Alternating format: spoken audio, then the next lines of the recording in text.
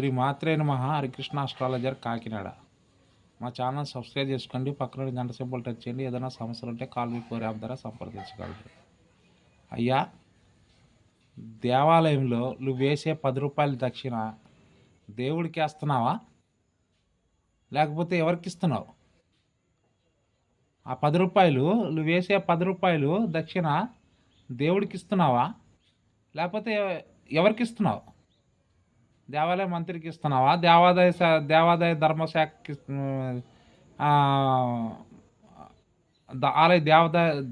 ఆలయ ధర్మకర్తకి ఇస్తున్నావా, ఆలయ సిబ్బందికి ఇస్తున్నావా? ఎవరికి ఇస్తున్నావు 10 రూపాయలు దక్షిణ? నువ్వు ఎవరికి ఇస్తున్నావు ఆ 10 రూపాయలు దక్షిణ?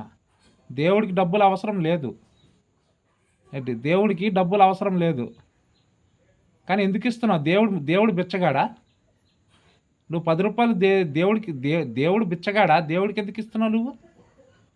దేవుడు ఏమన్నా అడిగాడా నిన్ను ఏమన్నా 10 రూపాయలు? మరి ఎందుకు ఇస్తున్నావు 10 రూపాయలు?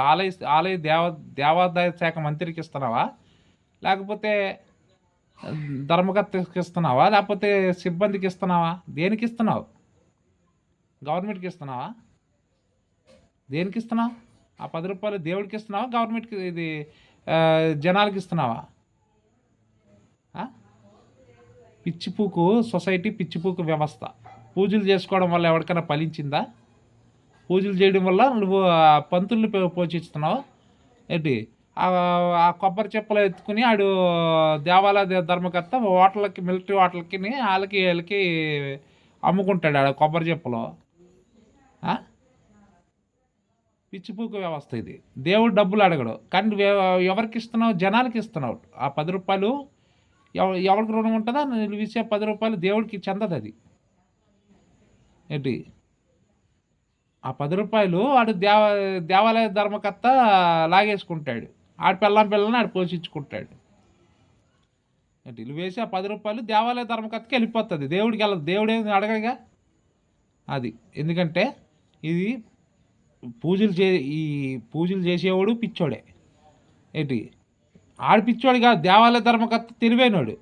పిచ్చిపూకు జనాలు ఉండబట్టే ఈ నా కొడుకులు ఆటలు సాగుతున్న వ్యాపారం చేసుకుంటున్నారు. దేవుడు బొమ్మలు రాయిని బొమ్మ కింద తయారు చేసి వ్యాపారాలు చేసుకుంటున్నారు.